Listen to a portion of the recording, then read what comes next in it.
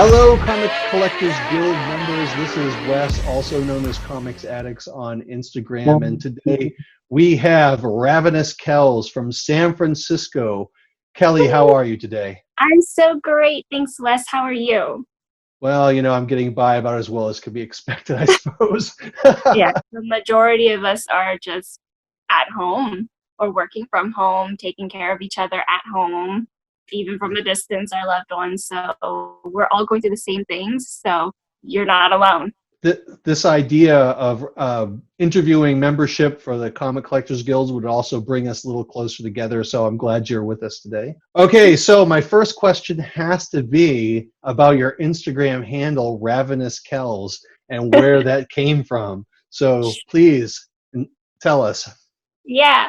So I'm a gamer. A lot of people know that. Been gaming since I was, I don't know, 8, 7, somewhere around there.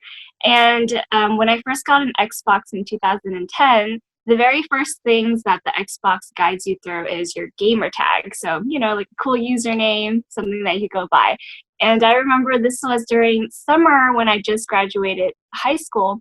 And I was like, oh my God, I have to think about this because it's free.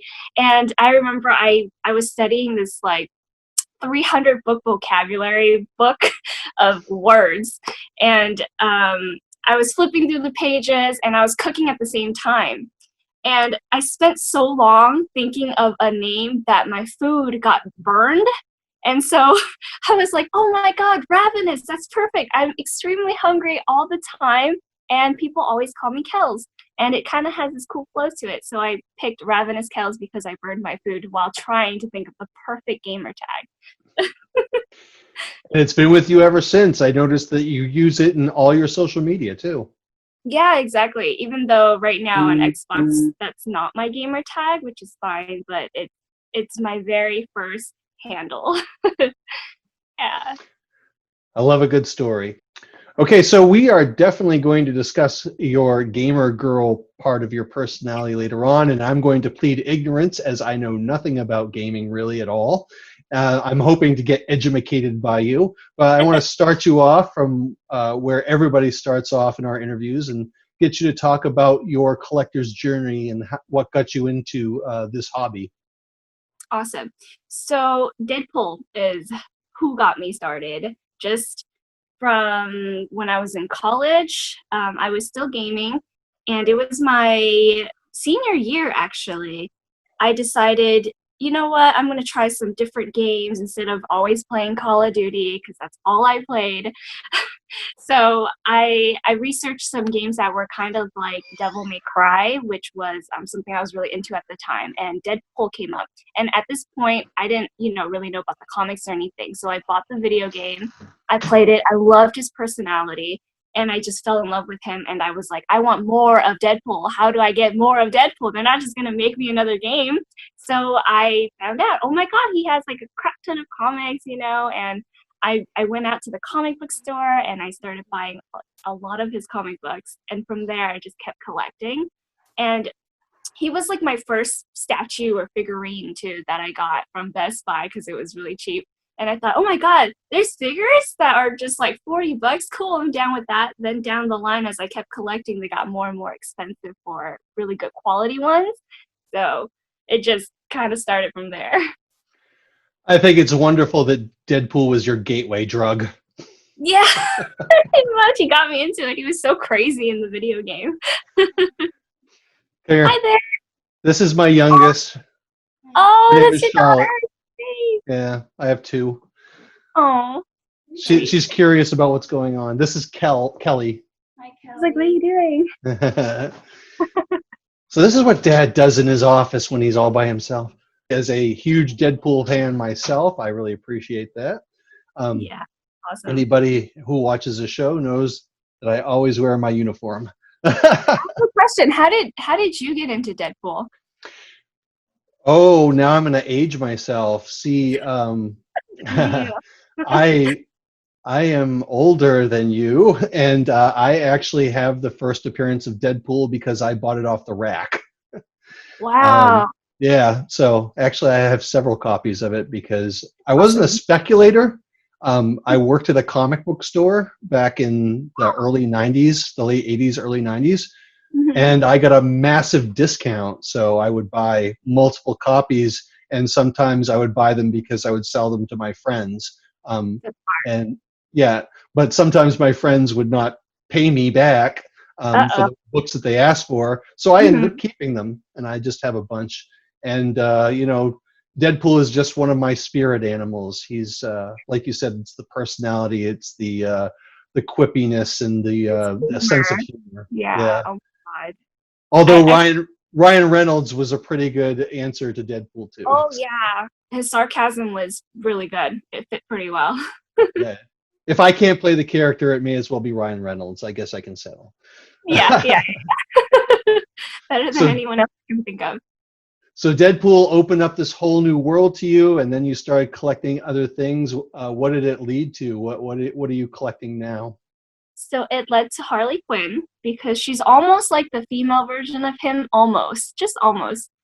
There's so much. I definitely shipped them. Yeah, Yeah. yeah.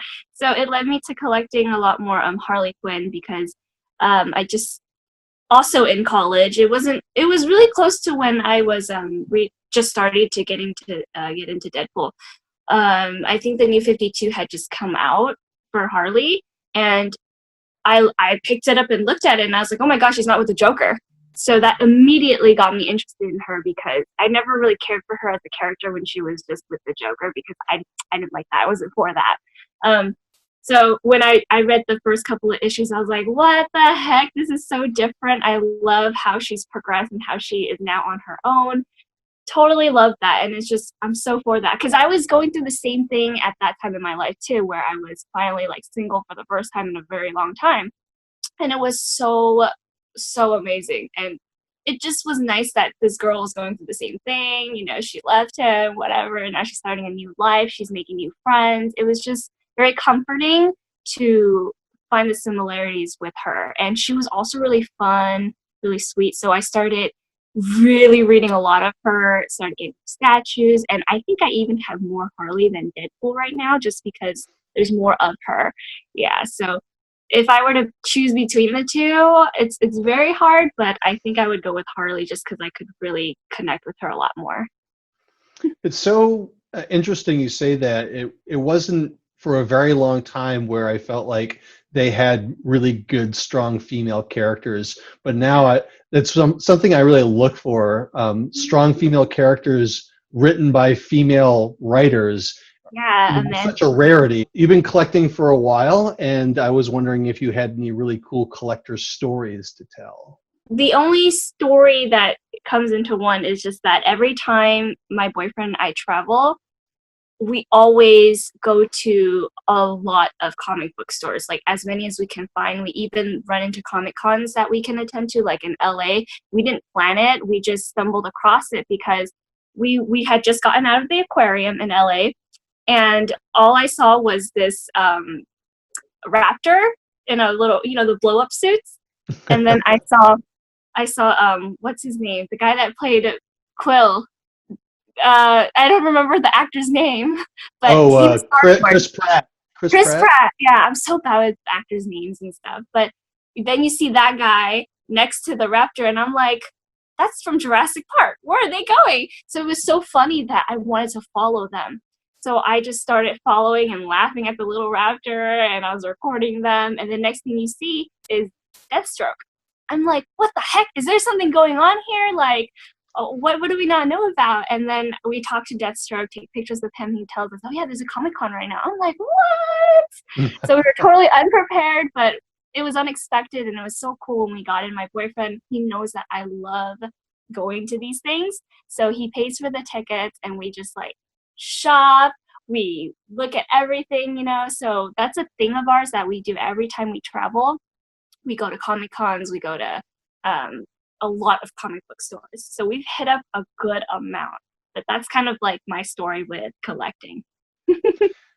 Yeah, I recently, well, not recently, but a while ago, went to Italy, and the first thing I wanted to do was go to European comic book stores just to check it out and see what I could find, and it was really fun. Yeah. Yeah, that's awesome. You know where I want to go is Japan. They have like a little town dedicated to nerd culture apparently, and just all that good stuff. So someday I want to go there just to nerd out. Are you a big consumer of anime or manga? No, no, I'm not. I'm not really into that scene. Yeah, I won't even say anything about it. Oh, I noticed on your story you have a tendency to post a lot of videos of shows that you're watching. Yeah, the like the DC movies or like the Legos. That was the most recent one that I saw. The Shazam one. It was funny, but yeah, I just do that to show people like, hey, you should check this movie out.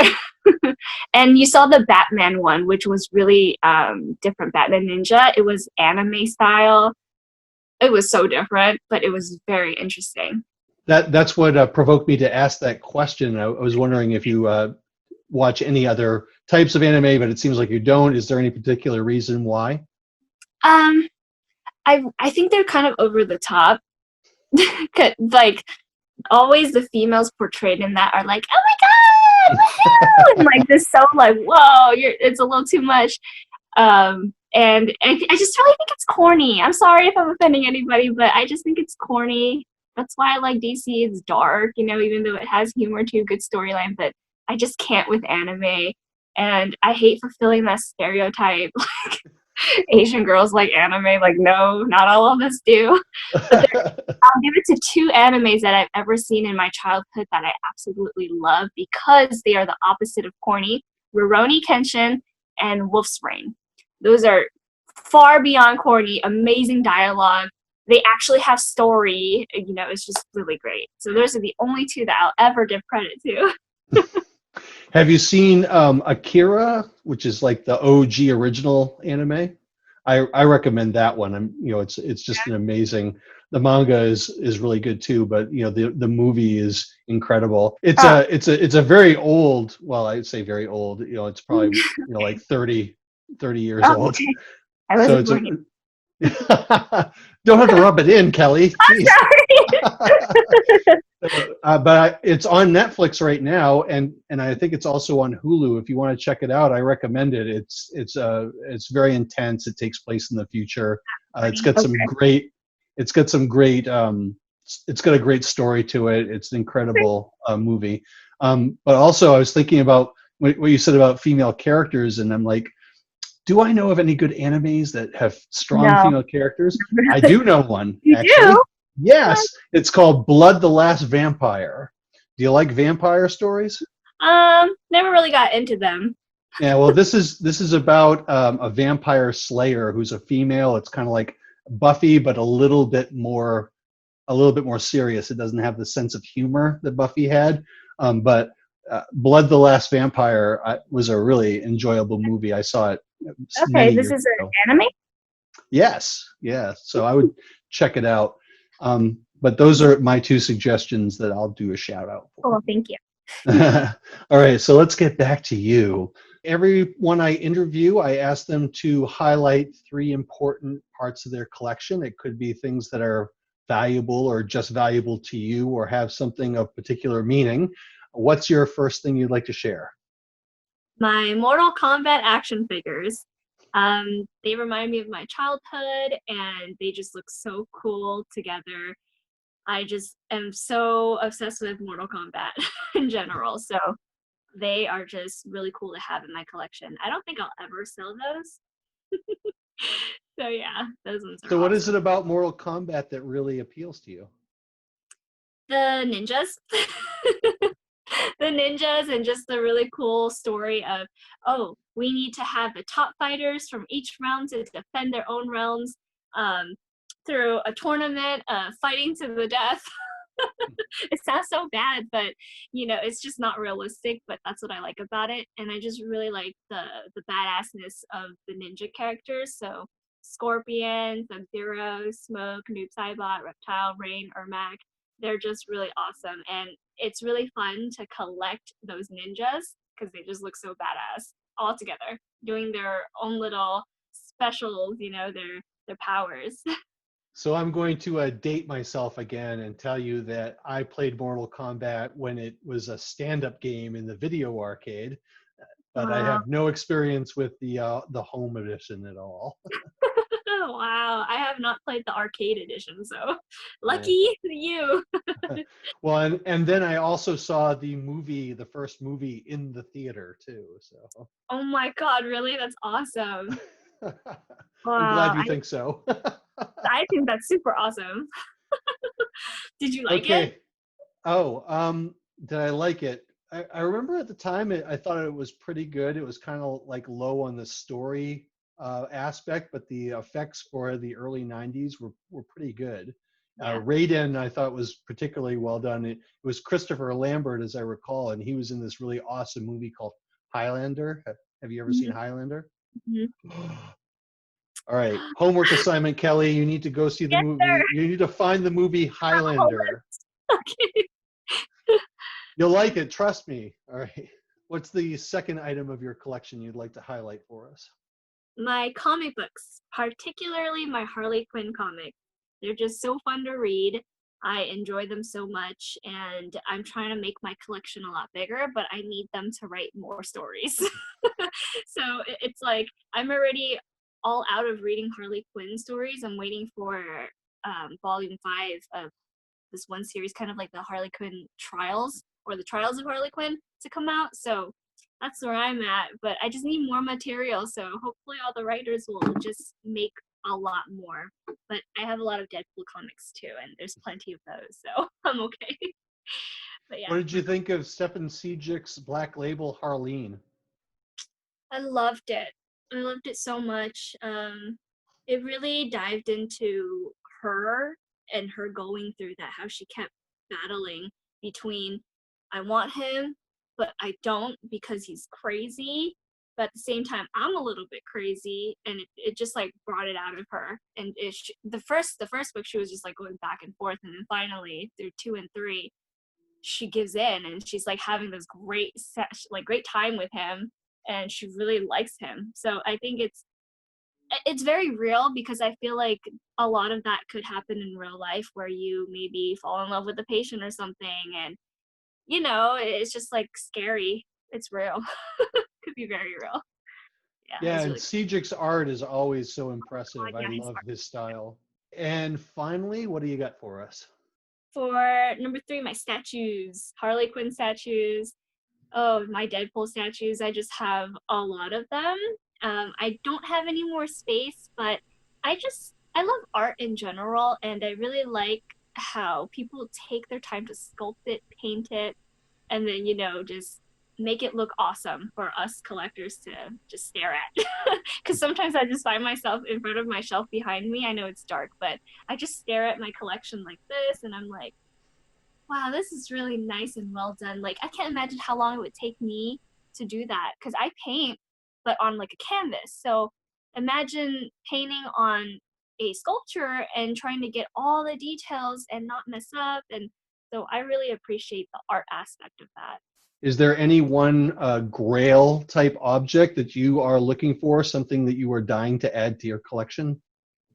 Yeah, a lot. A lot that I cannot afford and I will not let myself pay for. Um, all those Mortal Kombat statues that are like 20 something inches, they're like $500, maybe 600 now. There's this new one that's coming out, Harley on Hell on Wheels. She just looks so pretty. She's like, her jacket's like kind of down. She's like looking sideways. Her pigtails are out, and she's wearing her short shorts and the corset, and she's on her rollerblades, and it's so expensive.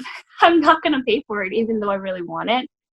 There's this huge $2,000 like Venom pool that I want. Not going to pay for it.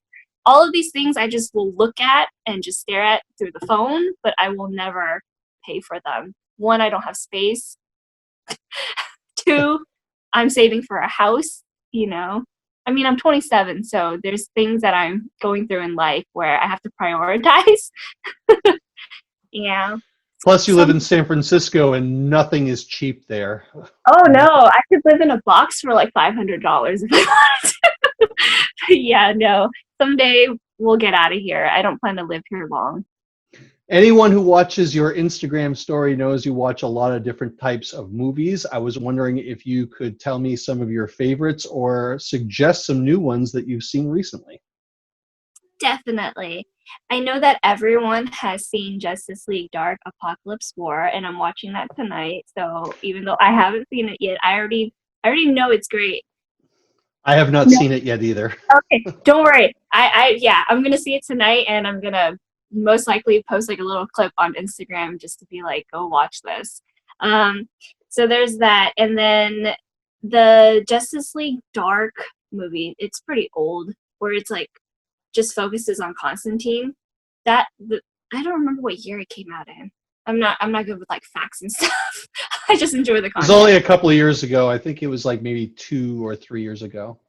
Yeah, probably 2017 or so. The very first one. That one was really good. That's what actually got me interested in the comic series because of that movie. So I suggest that one. It's really cute. And very dark. And the one after that though, I forget what it's called, but I just saw it recently. I think it's Demons, A City of Demons. That one was so freaking gory. I was like, dang. That was Like the there was Hellblazer movie, right? it could have been City of Demons, yeah. Yeah. He just yeah, he was oh my god, trying to save this little girl that was his friend's daughter. It was just so gory. I was so surprised. It kind of like threw me off a little bit just because of how gory it was. Like some demon guy had a pool in his mansion, and that pool was filled with bodies, naked bodies of dead humans. And he was like, I'm just waiting for them to like disintegrate and turn into only blood so I can bathe in it. I'm like, what the shit? That's crazy. So, but other than that, the MK movie, Scorpion's Revenge, if anyone's like I don't know, trying to get into MK, it's a start, somewhere to start, just because it's new, also very gory. But for like a TV show, I would suggest the Harley Quinn animated series. It is so funny. The humor is so funny, so good, so different from what you normally see in DC movies. And I really suggest people watch them. But I binged the entire first season. Oh god, it was so funny. All the villains have another side to them that you just would have never thought they had. Bane is hilarious. He just talks like this. Like, how come there's a fish in here? You know, it's just like adorable. And you would I don't know, it just kind of, it makes you laugh. So if you're looking for good humor, witty, and you want to see all different sides of your characters that you love, because Aquaman's in it, you know, Batman, Little Robin, everybody's in it. Yeah, it's just awesome. All right, so Kelly, take us back to the year 2000. You're 8 years old. You've got your first gaming system. Tell me all about that and what it led to. Oh my gosh. So my first gaming system was the N64. I remember when I first encountered it at my uncle's in-laws. We were there for so long that there was this device, and I was like, I'm gonna play with this. And my sister and I just fell in love with it. The very first game we ever played was Pokemon Stadium. And we were already Pokemon fans at the time. We were collecting the cards and everything. So it was just perfect.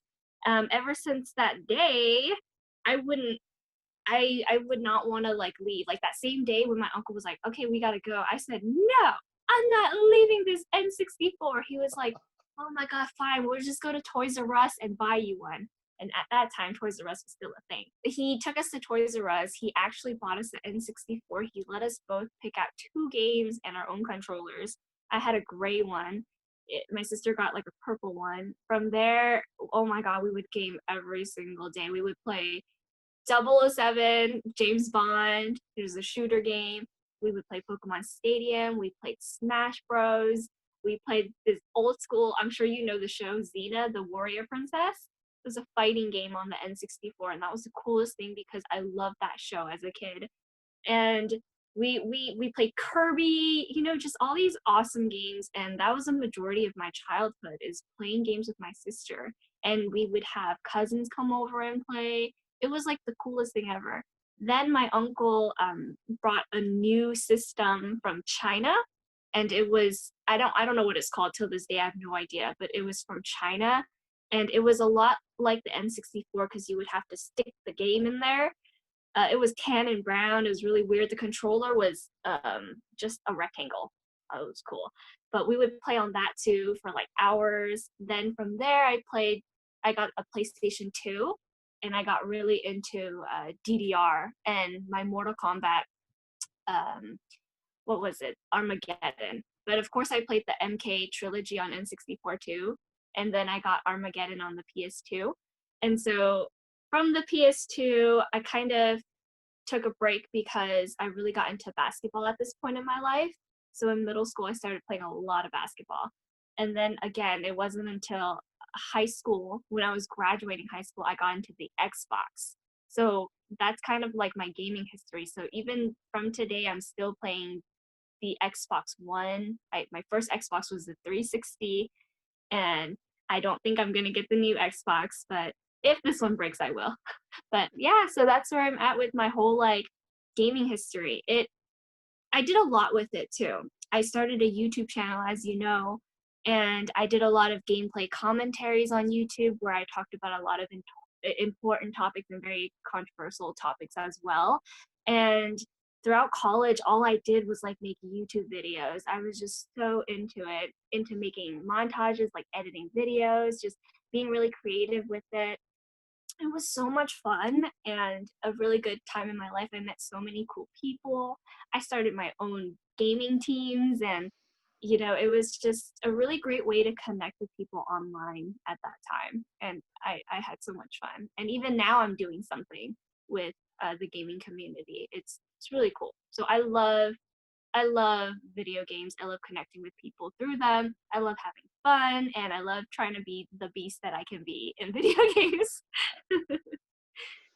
So Yeah. I have to ask because you're female, and one of the things about this whole collecting community is that it's predominantly male, or at least it has that very strong male energy. Have you I run into that? I assume you've run into that in your my whole gaming. life, my whole life, even with basketball, it's always been a male dominated sport.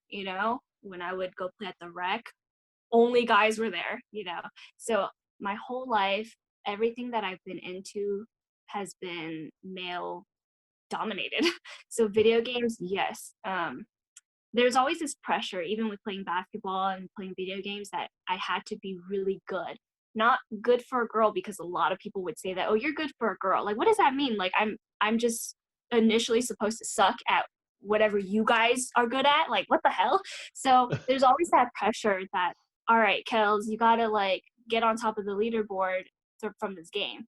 And of course, throughout like most of my Call of Duty time that I've played, usually I'm like top 3. A lot of times I was like first place, because I would just like try that much harder to basically break that stereotype for all girls, that we don't all just suck at video games, or that we don't all just suck at basketball. So yeah, there's always like that hate that comes with it, the pressure, the sexism. There's so much that comes with it. A lot of kids even would say, "You're just a fat bitch. You're just a whore." Excuse my language, because I know kids probably listen to this, but a lot of adult males would say, like, go back to the kitchen back in the 360 days when we would play online, and they would say, just go make me a sandwich. They would say all these really, really, really mean things. But of course, how I was back then, I would just talk shit right back. And then once they got killed by me, it would just make them so much more mad. Like, I think I even have live recordings with my face of me playing like search and destroy. That's where you only have one life and you have a bomb. So you switch sides with your team. You have a bomb, and if you have the bomb, you're supposed to plant it and make sure that it goes off. And then vice versa, you keep switching.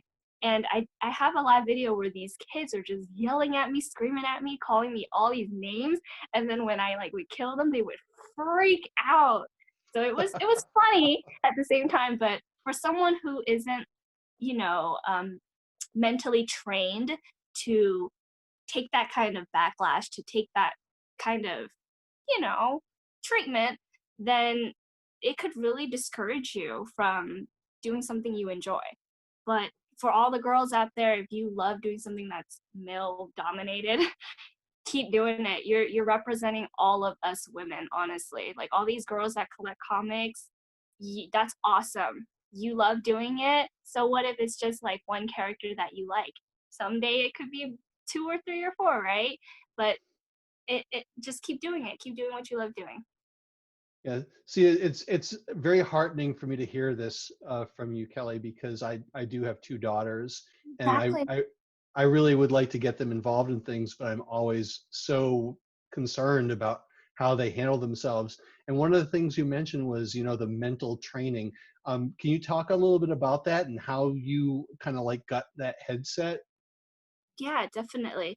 So, when I was younger, and I think all teenage girls and even maybe males, but I'm not sure because I'm not a boy, but as a young teenage girl back then, you're going through a lot of emotions and you kind of think you know everything.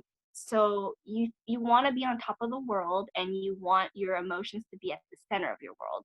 So when you go through something like that as a kid, whether it's with like dating or like playing video games and trying to like handle your anger when you're doing really bad in a game or something, all kids have tantrums, of course, and even some teenagers do, and even sometimes I do, even though I'm a grown woman, right? But it happens. So I think the more that I encountered these tough situations where it made me learn to deal with it is what actually taught me to deal with it. You can't learn to do something if you're never put in that position. So I understand that, like probably as a father, you would want to protect your kids. Like, I don't know if this is a good way to, learn, or you have your worries as a parent because in your mindset, you already know how you would handle it, but you're so scared of how they would handle it. I would say just let them go through with it because everyone will handle it differently, but you won't learn until you do it. So um, currently in like my class that I'm taking, there was a really good statement that one of my professors said. He said that it's not like family conflict or conflict in general isn't actually a negative thing. Conflict is there for you to kind of solve things. It's how you handle solving the conflict that can, tie in, that can correlate with it being negative. So if you always were gaming and people just kept yelling at you saying, you suck, you're just a fat girl and you will never be good at this game, and you constantly heard that, right? And that's a conflict. And how you deal with it is, you know what, they're right, I'm just going to turn off my Xbox and never play again. You will always have that association with your Xbox and people telling you those things that you suck, and you believe it, you give up. But if you take that conflict and you say, oh, that's what you think, but let me keep playing the game. I'm going to keep playing it because one, I really like it. So you put yourself first rather than that other person's opinion first. Like, okay, I'm going to keep doing it because this is what I want to do. I'm never going to meet that person online anyways. They can think whatever they want.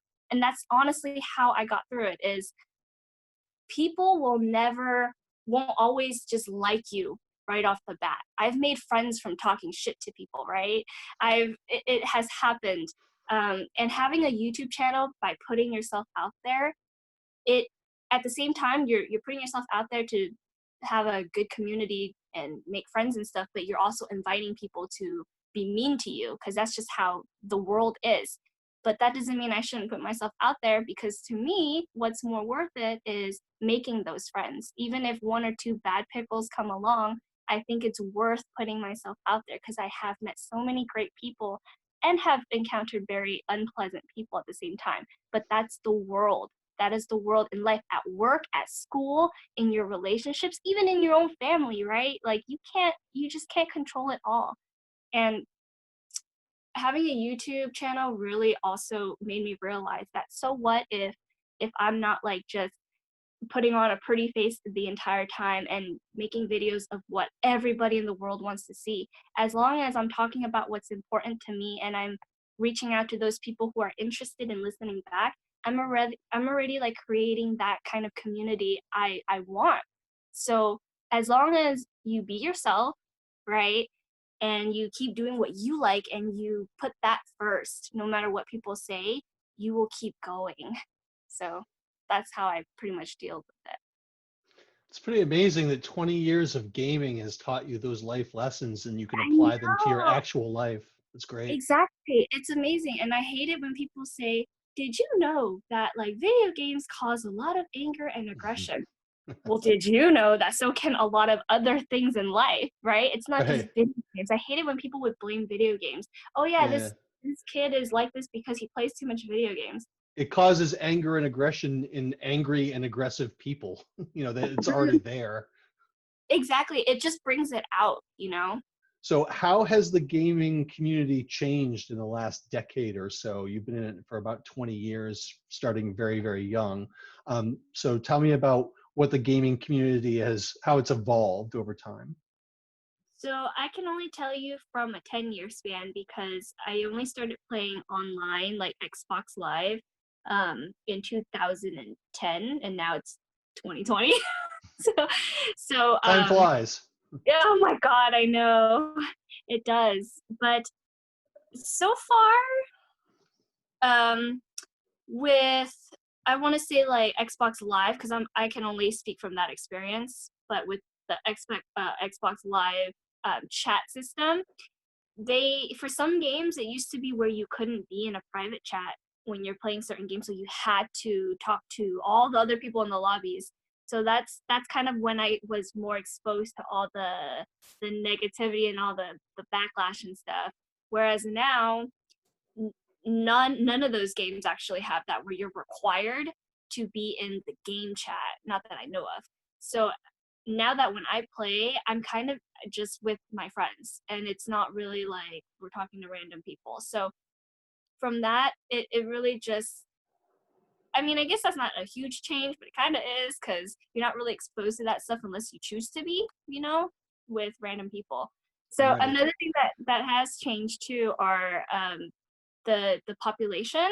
So back then there were a lot of girls gaming too, and a lot of kids as well. But nowadays there's even more kids and more girls that I've noticed. And before it was more just getting on to play, and maybe some people would have equipment to make YouTube videos and stuff. But nowadays, because the technology is more affordable and the game companies and developers are all, they want their games to be broadcasted on streams and they want to see people playing their games and promoting it basically. So it became more affordable. So in a 10-year span, you went from only a few like streamers were available to watch and people who could pay for the equipment to now everybody can just do it.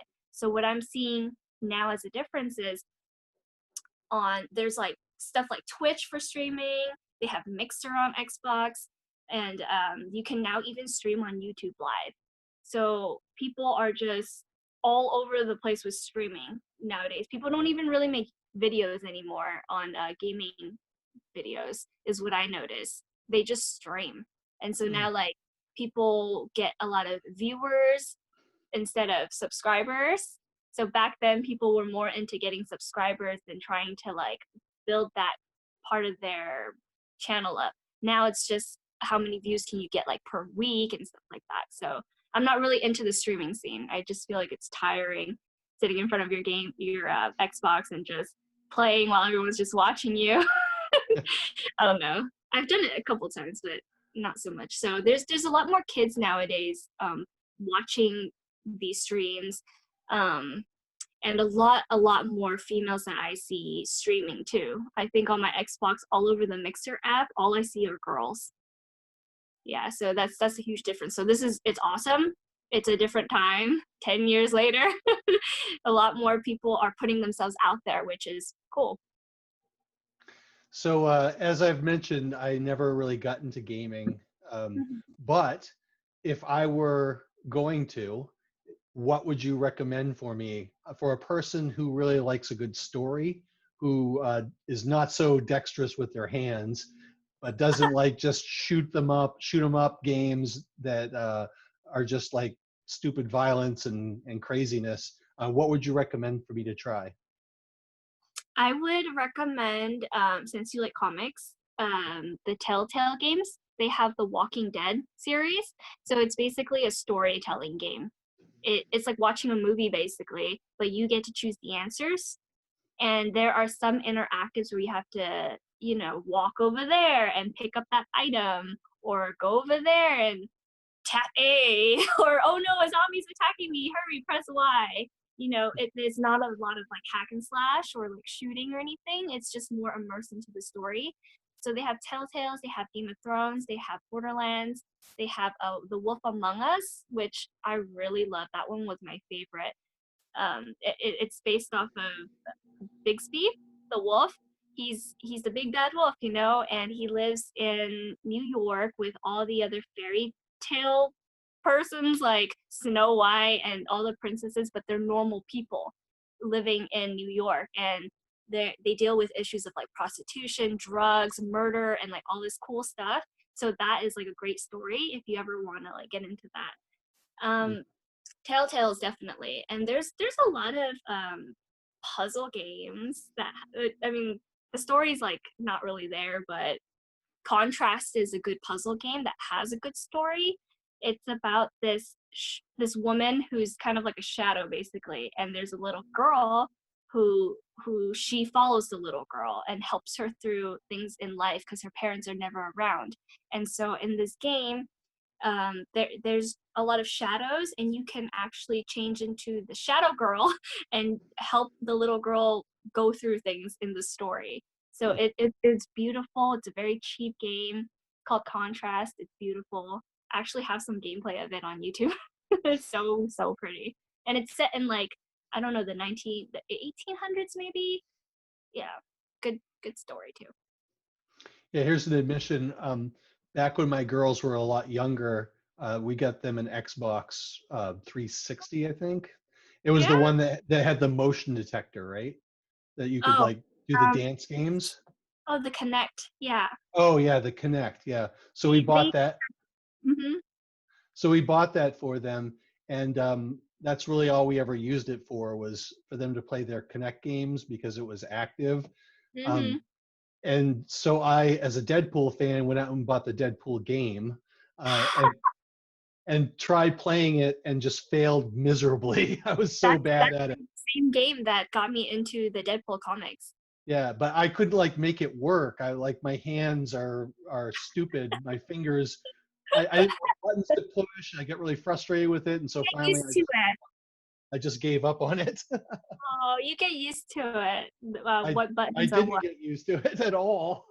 Oh, you have to play more. You got to give yourself a little bit more time. But I think you would enjoy the Telltale series. They even have Guardians of the Galaxy for that. Yeah, they have like a bunch. Yeah, I think my problem was that I had already spread myself pretty thin, because at the time I was teaching high school. I was a father of two very young girls. I also wanted to get my reading in, so my video game playing time was very small. So whenever I put the disc in and tried to play it, I'm like, I can't make this thing do anything I want it to, so Yeah, I just give up. I totally get that. There are times where I totally quit on a game too if I get stuck for too long, and I'm also dealing with a lot of other things, not kids, but but other things, and I'm just like, I don't have the patience for this. So now I actually play a lot more easy, really relaxing games than I did before. So like I've told Jake and Lee in our other video we made, I have no patience for games that take hours and hours and hours of like collecting things, finding secrets. Oh god, I just cannot anymore. So I you're not can't. the Fortnite type. No, no, no, no, no, no. I don't play Fortnite, but I still play my multiplayer games. I still play Call of Duty, Gears of War 5. I still play those like pretty religiously. Kelly, do you have any non-comic related hobbies or activities that you like to do?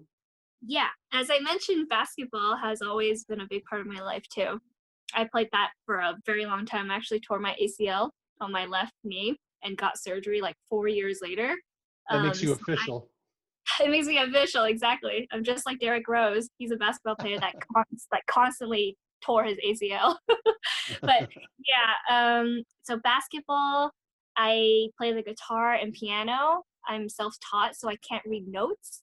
I just whatever I like to listen to, and I'm like, oh, this sounds like something I would like to play on the piano. I'll learn it. I like to sing too. Been singing since I was really young because my dad loves karaokeing. So I've been doing it since I was really young, singing. And I love drawing and painting, and I like scrapbooking, so very artsy type stuff. And I love reading. Like I said, I like to read biographies. Currently, I'm reading George Lopez's biography. He's a comedian, he's really funny. I love him. And of course, my comic books. And I love movies, hanging out with people that I love, spending time with them. I don't do this as much now, but I would like to go to the gym like once a week. I used to go to the gym like once a week. Now I'm Didn't just we like, all? yeah, we all at one point did. And yeah, I like to travel too and just being outside. Kelly, as part of my research, I investigated your YouTube channel, and it looks like you were fairly prolific a few years back, but has dwindled off a little bit since. Can you tell me all about your experience doing that channel and what your plans for the future are? Yeah, definitely. So I made YouTube videos when it was 2010, my first year of college. I mostly made commentaries over Call of Duty gameplay where I would talk about really serious and relevant topics to people of the gaming community and just people in general who are going through things in life. So I would talk about things like it's okay to go through scary transitions because in life, you know, we're always going through transitions. And in these videos, I would basically tap a little bit of my experience and then give a little bit of advice. And then I would ask everybody to open up. And so my YouTube channel was really focused around the more serious topics and leaning more towards like, hey, can we all give each other advice, share our experiences?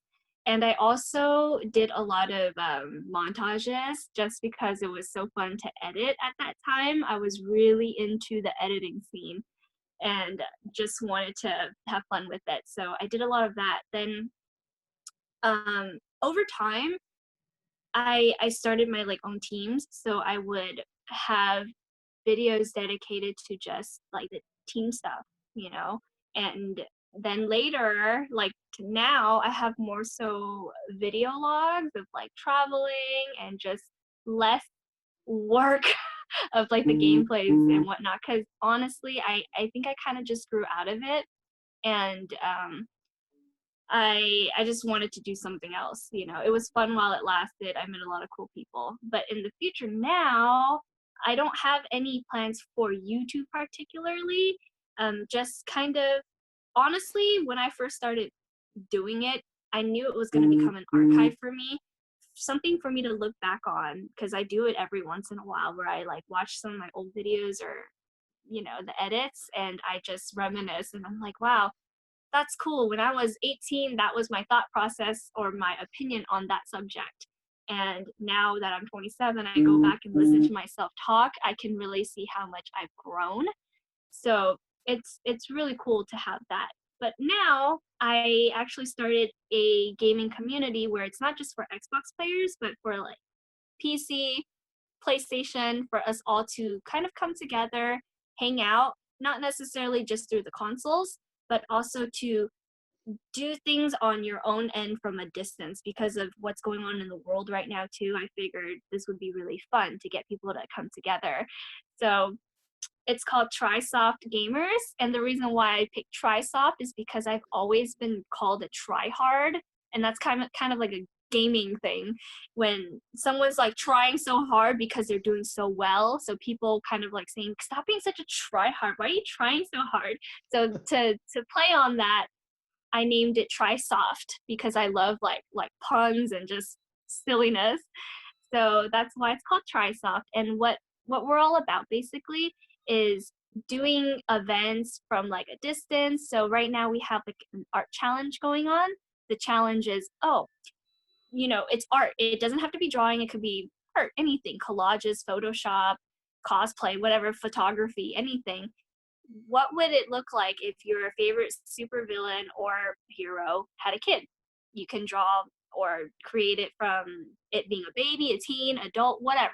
So a couple of people have actually entered. And it's just something fun to challenge people to do. So that's the purpose, is to challenge them a little bit so that they have something to do, exercise their brains, and also meet other gamers. And it's really just a place to have fun. So there's prizes involved, and it's just to have a good time, honestly. Nothing serious. And if we were so inclined to join your group, how would we go about that? So all you have to do is send me a message on Instagram at Ravenouskells. DM me. My profile is public. You can just send a message. We have a Facebook group. So what you do is, after you message me that you're interested, I'll send you the link, and you can just click on the Facebook group and join it. It is an invite type of thing, because we kind of want to protect our members too from people who just want to join to troll or to like stalk people. There are people who do that. So we want to make sure everybody's in a safe environment too. So it's not just anyone can just like join the Facebook group. You have to be accepted into it. That's just to protect everyone. But the Facebook group is only for me to keep track of everybody, so I know who's there. And it's for me to post all those events and challenges, tournaments, whatever it is, giveaways. Yeah. That sounds great. And I don't think there's enough positivity in the world right now, especially online. It's such a murky, weird, and dark place sometimes. It And is. I'm the kind of person who likes dark things, but when it comes to real people, I like, people to be nice to each other and friendly. Great. Actually, that's the reason why I started this show, is to like try to create a sense of unity, and that we're all very similar and we all are going through a similar experience, and just to share stories that we can all relate to. So Exactly. And I want to say, props to you, because it was a great idea. It is a great idea. And you're doing so well with talking to everybody. I'm sure you've had a lot of interesting conversations. It's true. So I hope to yeah, have many more too. But unfortunately, ours is coming to an end. So if there's any final messages you'd like to send out to the guild members, now is your opportunity. I just want everyone to stay healthy, happy, and safe. We're all going to get through this. So don't worry. If you ever feel like you need someone to talk to, I'm always open. And yeah, just take care, have fun. Now is the time to try new hobbies and to continue old hobbies, or keep doing the hobbies you're already doing. And it's really a time to focus on yourself too, so take advantage of it. Well, that's great advice. Well, Kelly, thank you so much for joining us today. I really appreciate it, and we hope to hear from you again real soon. Thanks for having me, Wes. Stay safe out there. You too. Bye-bye. Bye. And that's a wrap for Come Together, the show that spotlights membership for the Comic Collectors Guild. If you would like to be spotlighted for our show, please send me a message in my DMs on Instagram at Comics Addicts. You can also contact our administration. Their handles will be at the end of the video. The Comics Collectors Guild is an open forum for all collectors and fandoms.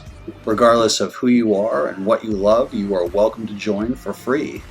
Just contact one of our administrators for details. It doesn't matter if you are a lover of cosplay or if you're an artist, writer, inker. If you love Doctor Who, manga, Lord of the Rings, anime, all are welcome to join. Please consider subscribing, leave us a like or a comment down below, and we'll see you next time. Soundwave is my favorite character, so from Transformers, so I had to have it, and Carl really wanted it too. So before it came out, I went to Carl and I was like, "Hey Carl, let's make an agreement. We'll both check Walmart in our area, and if either one of us finds him, we'll buy two and then ship one to the other one." And I was stopping at 2 or 3 Walmarts a day on my way home from work, and telling Carl, "Oh, I didn't find it. How many Walmarts did you go to?" And Carl's like, "Oh, I haven't gone to any." Finally, I get a text from my best friend Manny, who's actually looking for Soundwave as far as I know. And he says, "Hey, I found some Soundwaves. I picked one up for me. Here's the store if you want to go get one for yourself." I was like, "Oh, Manny, like you're betraying me too." And then like the next day, Carl was like, "Hey, I stopped by this Walmart and they had Soundwave, so I picked it up too." So Carl actually ended up coming through for me. I'm seeing the flaws in letting you tell this story.